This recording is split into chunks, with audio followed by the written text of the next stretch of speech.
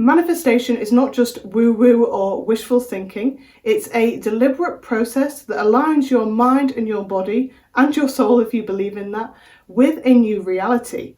By following 4 science-backed steps, you can shift into the reality that you want to experience intentionally. My name's Georgia. I have a master's degree in consciousness, spirituality and transpersonal psychology, and in my free time I love to study the links between science and spirituality. In today's video, I'm going to walk you through 4 key steps to manifestation and explain to you how science links to those steps. So by the end of this video, you will have a clear roadmap to manifesting the life you want. The first step of the process is to set a clear intention. You need to get crystal clear on what it is that you want to manifest. So for example, if you're trying to manifest a new place to live, where do you want to live? Do you want to live in a flat or in a house? What style do you want your new place to be decorated in? Get into as much detail as you possibly can. It might help to do some journaling on this if you're unsure, but once you do come up with that clear vision, then either write it down or create a vision board. Basically, you want to create something that you can keep referring to so that you can keep seeing your vision and reinforcing that clear vision to you. Now, there are 2 reasons that this step is important. The first reason is overcoming resistance. A lot of us are afraid to go all in on our desires because of self-doubt, but by writing these desires down and visualizing them, then we give ourselves permission to want those things and we signal to our brains that they're important. Because if you can't even write these things down or put them on a vision board, then how can you expect yourself to take action towards these goals? Your brain has a system called the reticular activating system, which filters information based on what's important to you. So by constantly looking at the list you've created or your vision board, then you are priming your brain to be in alignment with your goals. So get clear on your vision and create something like a vision board that you can keep referring to reinforce the importance of these desires. Now, the second reason this step is important is simply because without having a clear vision, the next steps are going to be much more difficult and less effective. With that in mind, the second step of the process is creating a new belief system. Now that you have a clear vision of the life that you want to experience, we need to make sure that your belief system is in alignment with that reality. Here's the challenge. Many of our beliefs, which are often subconscious, are not in alignment with our goals. This is because a lot of our beliefs were shaped in our early life through sources around us, whether it be our parents, our society, or our experiences. It's important to understand that a lot of the beliefs you currently hold probably didn't come from you and aren't going to be conducive to the life that you're trying to create. For example, a common belief that a lot of people grow up with is that money is scarce. You've probably heard the saying that money doesn't grow on trees. So if that is a belief you hold in your subconscious, but you're trying to create a life of abundance, then it is going to be infinitely more difficult for you because that belief is going to have so much control over your life. This is because your brain filters reality in line with your beliefs. So if you have a subconscious belief that you're not good enough, for example, then your brain is going to filter in information that confirms that belief to you, and it's going to be that much harder to take action towards your goals. So what we need to do is create a new belief system for ourselves, a belief system that is in alignment with our desires.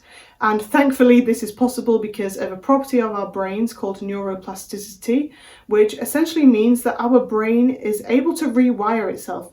We can literally rewire our neural pathways based on our thoughts and our actions. So not only can we create new neural pathways that are associated with a new set of beliefs, we can also strengthen those neural pathways and make that our predominant set of beliefs. Now, I want to give you 3 ways that you can do this. The first way is through affirmations. Now that you've already created a clear vision of what you're trying to manifest in step 1, it's going to be a lot easier to create a set of affirmations that are in alignment with the life that you're trying to create. These can be things like, money flows to me easily and freely. I find it easier to create deep and meaningful friendships. I am confident. I am abundant. Whatever it is, it doesn't really matter. Just create a set of affirmations that are in alignment with your desires. Because through saying those affirmations to yourself, you are going to be creating new neural pathways. And through constantly repeating those affirmations, you're going to be strengthening those new neural pathways, which is eventually going to make it much more natural for you to think those thoughts. So you're going to start shifting from your old thought patterns to these new beliefs instead, and you're going to be instilling into you a new belief system. Now, the second way that you can rewire your brain to a new belief system is through visualization. This is because we have a type of neuron in our brain called mirror neurons, which essentially activate both when we are experiencing doing something, but also when we're imagining that same thing. For example, many athletes will actually mentally rehearse their performance so that when they come to physically do it, their brains are already primed for it. So if you want to manifest becoming an amazing dancer, for example, actually visualize yourself in detail going through all of those dance moves, because every time you visualize those dance moves, you are actually lighting up the associated neural pathways. So when you come to actually doing the dance in real life, then your brain will have rewired itself as if you've already physically taken those actions, making it much more easy for you to do them. So a little tip here when it comes to visualizing, whatever it is that you're trying to manifest, try and not only visualize the end goal, but also visualize the process of you getting to that end goal.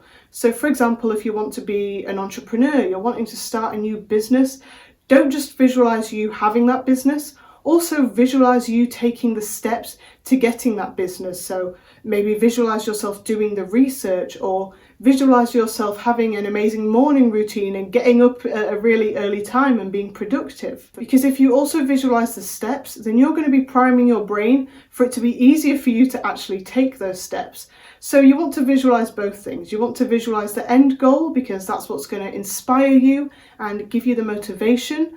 But you also want to visualize the process of getting to that goal, because that is going to give you the motivation and make it much easier for you to take the actions towards your goal. Now, the third way that you can wire in a new belief system is through seeking confirmation. You want to intentionally be on the lookout for evidence that confirms your new beliefs to you, because the more we see evidence for something, the more we tend to believe it. As I've already mentioned, your brain filters reality based on what you believe. So you need to intentionally seek out evidence for your new beliefs. Otherwise, you're just going to be leaving your brain to automatically look out for information that confirms your old belief system. So you want to override that process by intentionally seeking out the opposite. For example, if you want to manifest deeper connections or more meaningful relationships, then constantly be on the lookout and note down any instances which confirm to you that that is happening. So note down any time someone gives you a compliment, or someone helping you with a specific task. Maybe a friend buys you lunch. Whatever it is, write down all of these instances, because the more that you focus on these things, the more that you're going to be confirming your new beliefs to you. You're accumulating evidence to reinforce your new belief system. So now on to the third step in the process, which is to take action. Now that you've created a new belief system for yourself, your perception of reality is going to shift. Why? It's the same reason that I've been talking about throughout this video. Your brain filters your reality. Our brain is constantly receiving so many signals from our outer environment, and it's impossible to pay attention to them all, so it has to filter the incoming information. And it does this based on a number of different filtering mechanisms. One mechanism is the reticular activating system, which is a physical system in our brain. It's a network of neurons in our brainstem that filters what information reaches our conscious awareness based on what's important to us. Another mechanism is cognitive biases, which are essentially mental shortcuts which our mind takes to determine what to pay attention to. One example of a cognitive bias is confirmation bias, which means that our mind pays attention to information that confirms our existing beliefs. So through our reticular activating system and our cognitive biases, our mind and our brain are going to filter in information that aligns with our beliefs. And now that we've created a new belief system, it's going to be filtering in information that aligns with our desires. So what this means is, through rewiring our beliefs, we have trained our brain to notice opportunities that align with our goal. So it's like how a radio tunes to the right frequency. Our brain is now attuned to opportunities that can bring us closer to our manifestations. So now you need to take action. You need to seize these opportunities that are going to bring you closer to your goals. And I don't think this step needs any more explanation. Obviously, if we take action, we're going to get closer to what we're trying to achieve. But beyond this, I want you to go a step further than taking action and actually embody your future self. Embody the version of you that already has your desire. So how does that person carry themselves? Who do they interact with? What habits and routines do they follow? On an esoteric level, like attracts like. So if you can embody the person that already has your desire, you are going to attract opportunities and circumstances that confirm to you that you are that person. Now, the fourth step of the process, which is equally as important as taking action, is to detach. Now, this is often the trickiest part of the process. It's the part that can often be the most confusing. But the thing is, detaching from your desire doesn't mean giving up on it. What it means is dropping the resistance. Think of it like ordering food at a restaurant. You place your order, you want your food, you're excited about your food, but you're not obsessing about when your food is going to arrive. You trust that it's being prepared and that it's going to come to you when it's ready. This is what people mean when they say that in order to manifest, you need to detach. You can still want your desire and be excited about it, but you need to get to a point where you believe in it so much that you just know it's coming. You're not obsessively waiting for it. When you fully believe in your manifestation, you'll find that you move from wanting your desire to expecting it instead. You just expect that it's going to come because you believe in it so much. And this is something that's naturally going to happen as a result of the previous steps. Through rewiring your belief system and taking action, you're going to reduce resistance by reinforcing your confidence in your manifestation. Now, finally, I just want to give you a little bonus step. So at this point, we've set a clear intention, we've created a belief system in line with that intention, we've taken action towards our goals, and we've detached from our manifestation. However, some people believe that manifestation goes beyond this and that it actually has a real influence on reality itself. Now, this is where it gets a lot more speculative, but there might be a potential basis for it within quantum physics. Concepts like the observer effect suggest that our thoughts and our focus might actually be able to influence reality at the fundamental level. If you want to learn more about this, you can check out this video here next. But for now, I really hope you enjoyed this video and find these steps helpful in your manifestation process. If you did, please give this video a thumbs up. Thank you for watching, and I hope to see you in the next video.